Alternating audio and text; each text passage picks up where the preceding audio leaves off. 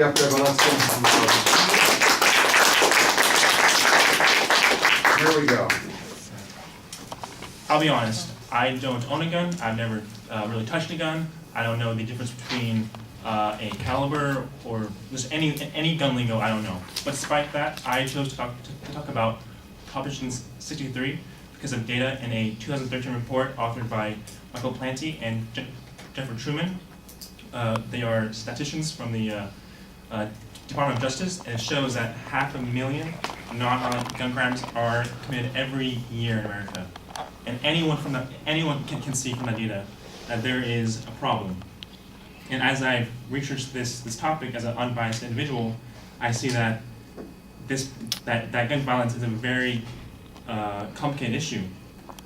However, and so the solution could be more gun control, or it could be less. And every single one of you is going to have to decide for yourself where you stand on this topic this upcoming November. And today, I hope to make that choice a little easier, and by discussing Proposition 63. The first thing I will discuss is current gun policies in California. I'll follow that with what Proposition 63 is proposing, and then I'll finish off with the fiscal impacts of that it may have. And so current California gun policy can be summed up in 3 letters: BRP, or BERT, background checks, removal of firearms from prohibited individuals, and purchasing restrictions. An average California resident can only purchase a firearm if they pass a background check, which proves that they are 1, not a felon, they don't have a misdemeanor in battery or assault, 3, they're not suffering from a mental illness, and 4, they do not have a restraining order.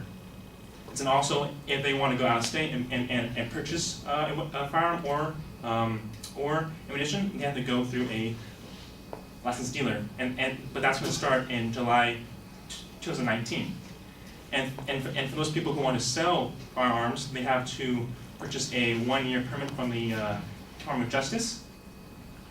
And according to the 2016 California General Election Voter Guide, authorized and approved by the California Secretary of State, let's say someone purchases a firearm legally and they pass the background check, but then later on they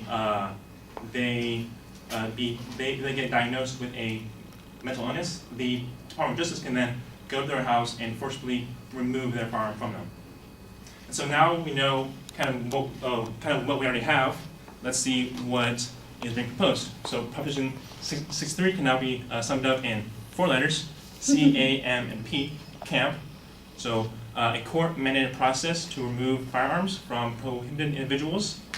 A as in ammunition restrictions. M as in magazine bans. And P as in harsher penalties for gun theft. And so as of now, under Proposition 63, and according to the California General Election Voter Guide, which I previously qualified, you now have to purchase a 4-year permit from the Department of Justice to buy strictly ammunition. And also, very similar to current law, but now instead of July 2019, it's January 2018. If you want to go out of state and then bring in ammo, you have to still go through a authorized dealership. And then in the year 2000, there was a magazine ban, a large capacity magazine ban, which states that if any magazine that holds 10 bullets or more is banned, but those who had them previously could keep them. But now, under Proposition 63, anyone who has a high-capacity magazine, it's legal to have. And then and under current law, if you do steal a gun that is worth $950 or less, you can be charged with a misdemeanor and sentenced to 1 year in county jail.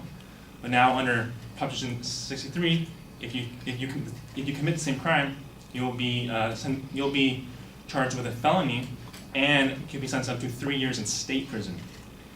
And so now we know what we kind of have, what's been proposed, and I'll move on to how much money it'll cost.